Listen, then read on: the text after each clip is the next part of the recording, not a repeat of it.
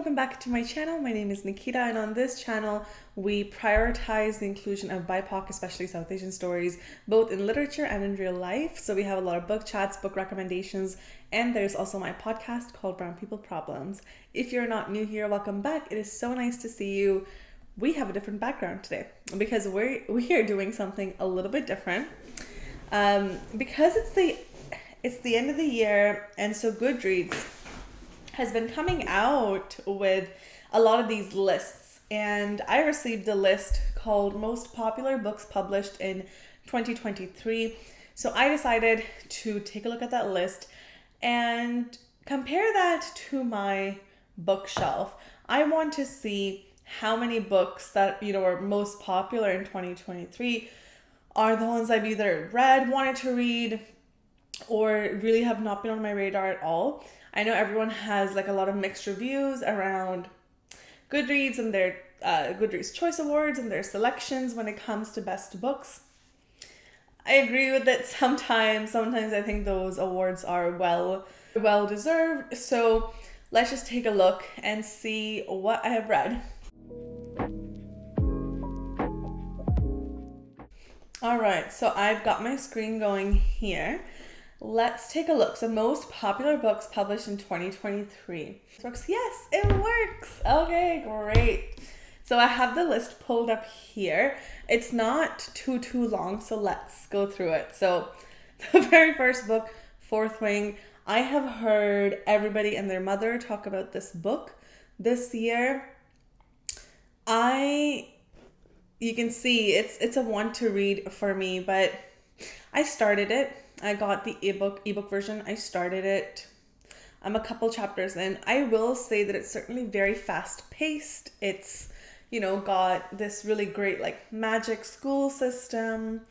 It is quite dystopian, very dystopian. I'm trying to stay away from a lot of dystopian books right now because our world feels like a dystopia, but that's another video. So I'll be honest, I haven't really gotten into it. I started it and I left it there. I am a little bit scared to pick it up, I will be honest, because for me, the epitome of amazing fantasy, romantasy is the ACOTAR series. I love that series.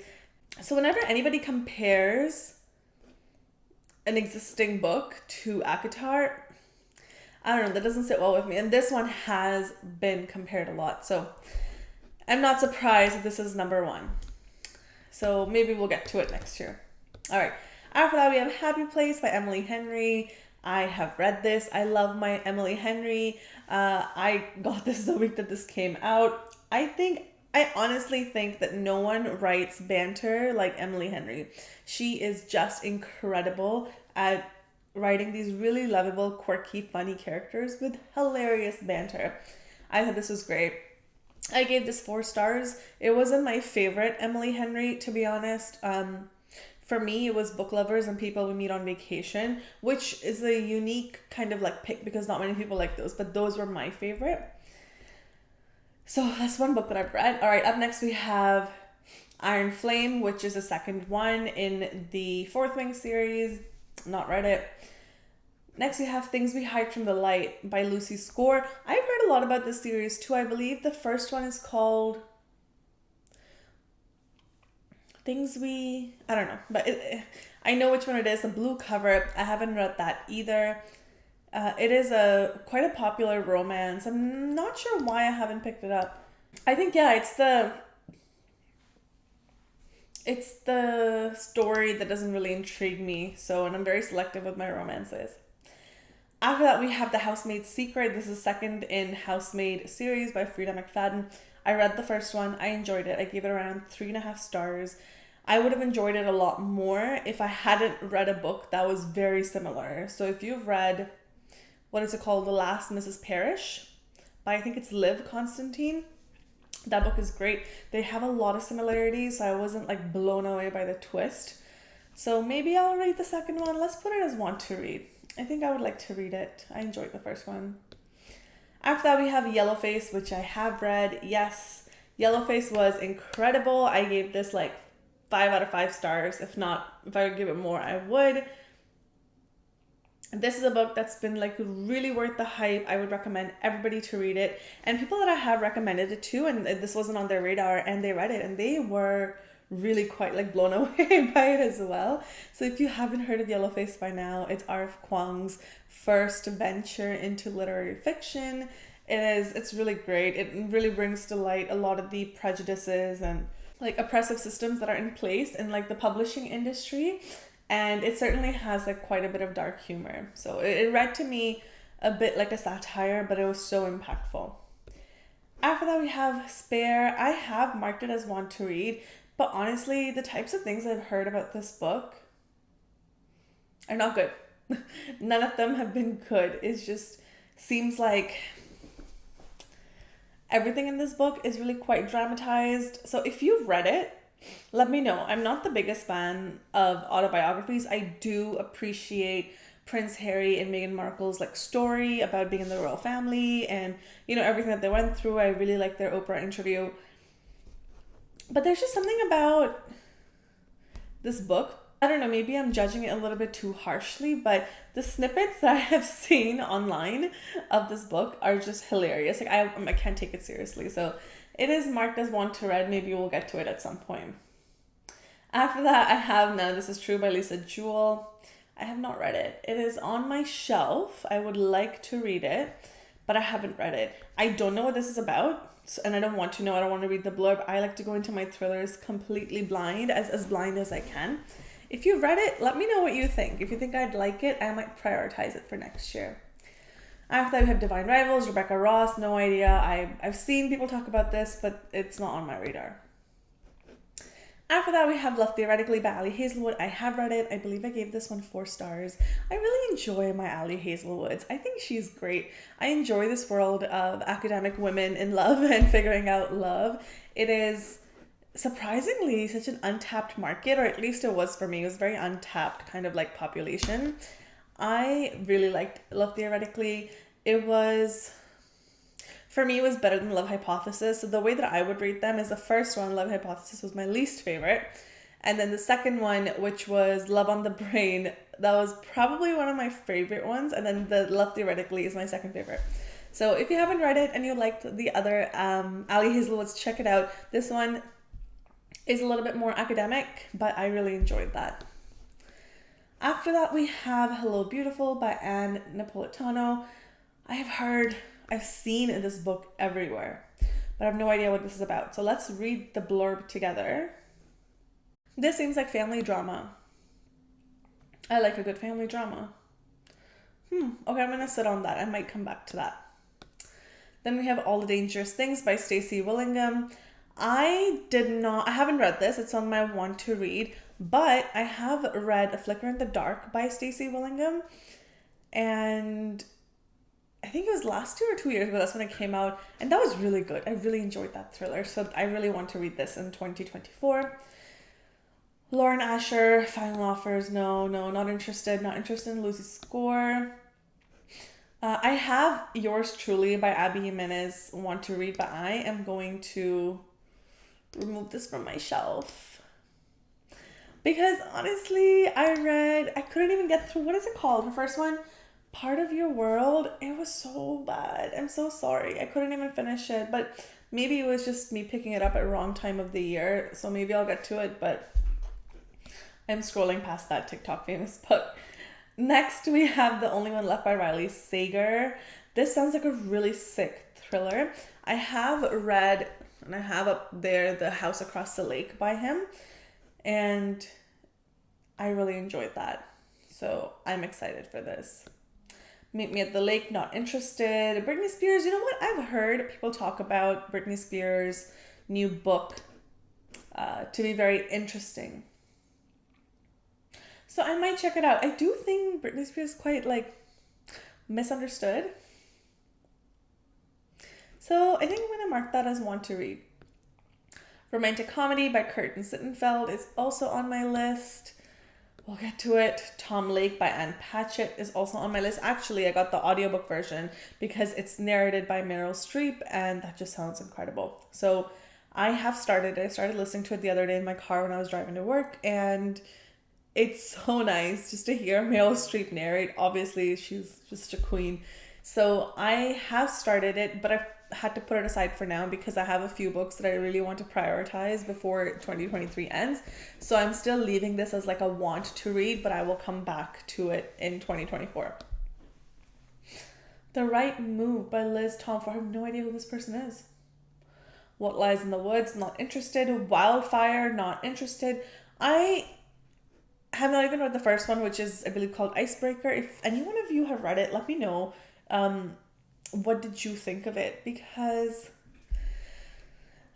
I stay away from these TikTok famous romances. Well, I say that, and I read all my Ali Hazelwoods and Emily Henry's. Okay, let me reframe this.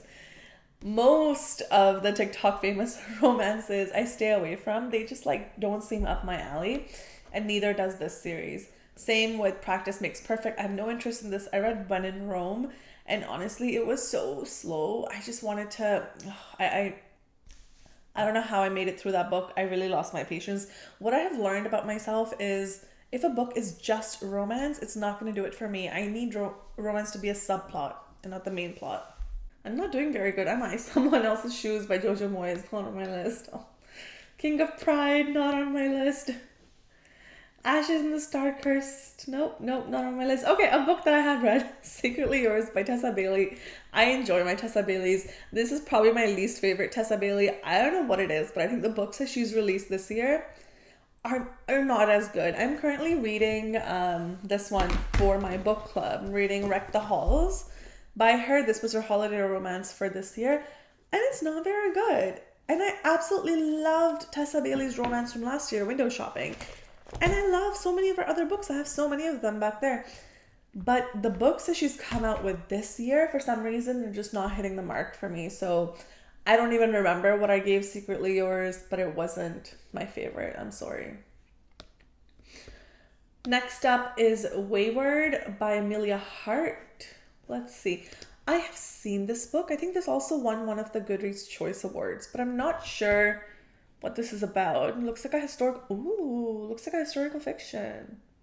Oh, this sounds so nice. We have 3 female main characters. It's historical fiction, spans 5 centuries. Okay, want to read. I can't believe I haven't read it yet. Okay, this one sounds really interesting. I don't know what Wishing Game is, not on my radar. How to Sell a Haunted House by Grady Hendrix. I have heard of it, but doesn't seem like the kind of genre I love. Christina Lauren, not my cup of tea. Okay, Pineapple Street. Okay, I read Pineapple Street. It was okay. It was rich people drama. It wasn't... I have read much better rich people dramas before, like Crazy Rich Asians and The Nest by Cynthia something, and that was really good. This one, yeah, I can't believe... Is this one of the most popular books of the year? Yeah, it's interesting, right? Like, I mean, just because it's popular doesn't mean it's good. It's just popular. Okay, Don't Let Her Stay, no idea. I have some questions for you by Rebecca Mackay. I have heard about this book, but it doesn't seem like it's something that I want to read right now. Check-In Made by Ali Hazelwood. How is this already one of the most popular? It just came out, didn't it, in November? But it's on my TBR. The House in the Pines by Anna Reyes. This was quite good, actually. This was a spooky thriller. I really enjoyed it. I really enjoyed the Guatemalan kind of like culture that was like woven into the story. It was really nice. If you haven't read it and you're looking for a nice thriller, this was good. This basically starts off with this girl, Maya. The book starts off with her witnessing like a video of a girl on YouTube that's gone viral of her basically just like dying on camera, but it's nothing gruesome. It's just she's just sitting in a restaurant and then she's dead like the next second. The person she's with is someone Maya recognizes. And interesting thing is, a few years ago, Maya saw her best friend die exactly the same way when she was with that guy. So it piques her curiosity. She decides to go back to her hometown to find this guy and see what's going on. I really enjoyed it. Curse for True Love, Stephanie Garber. No, not Lee Bardugo. Not my cup of tea. Encyclopedia of Fairies. Not my cup of tea. Mommy by Rebecca George. Mommy by Rebecca George is something that's on my list. Man, I have so many on my list. Okay, I want to read. All right, now I'm just kind of like skimming through these. Trees of the Emerald Sea by Brandon Sanderson. I have not read a single Brandon Sanderson. Let me know which one is your favorite, because I do want to get into Brandon Sanderson books. I've heard they are like the peak of adult fantasy, but I just don't know where to start. Honestly, it's very overwhelming.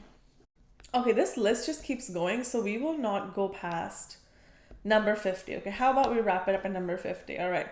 A Day of the Fallen Night by Samantha Shannon. It is on my bookshelf there, but I was a little bit disappointed from the first one, so I don't know if I'll ever get to it, but Bright Young Woman. Also, I want to read by Jessica Knoll. This sounds so interesting. Jessica Knoll also wrote, what was it? All the Missing Girls from a few years ago. That was a very good thriller. And this one is basically like the fictional version of Ted Bundy attacking that sorority in the 70s, if you remember that. So that sounds interesting. Elsie Silver, not interested. Powerless, not interested. Okay, so that's not bad. So let's see. Out of 50 books I have read, out of the 50 most popular books published in 2023, I have only read 6. Well, to be fair, I do have about like 10 or so on my radar, but 6? I don't know if that's a good thing, that I stay away from, well, I don't necessarily buy into the hype all the time. Or maybe it's a bad thing. Maybe I am missing out on a lot of good books. Maybe they're popular for a reason. Oh, I don't know how I feel about this, but I think maybe I need to prioritize my 2024 TBR. I'm very much a mood reader. I just read books as like the genres that I feel like reading. And there are some books that I certainly buy because of the hype. Like, I bought Yellowface because of the hype. I bought the Emily Henry book and the Ali Hazelwood book because of the hype. But I guess I feel pretty good because I don't give into hype a lot of the times. If there's any books on this list that you have read or that you want to read, let me know. Are you someone who reads a lot of the hyped up books? And in your experience, are they actually worth the hype? Let me know, because my experience with a lot of hyped up books is that they weren't as great as I thought they were going to be going into them. But if you're someone who's read mostly hype up books and you think they're worth the hype, let me know. Change my mind. I would love to hear from you. All right, folks, thanks for joining me. Are you interested to see what I'm reading before the year ends or what I read in the month of November? Check out these next 2 videos. See you next time.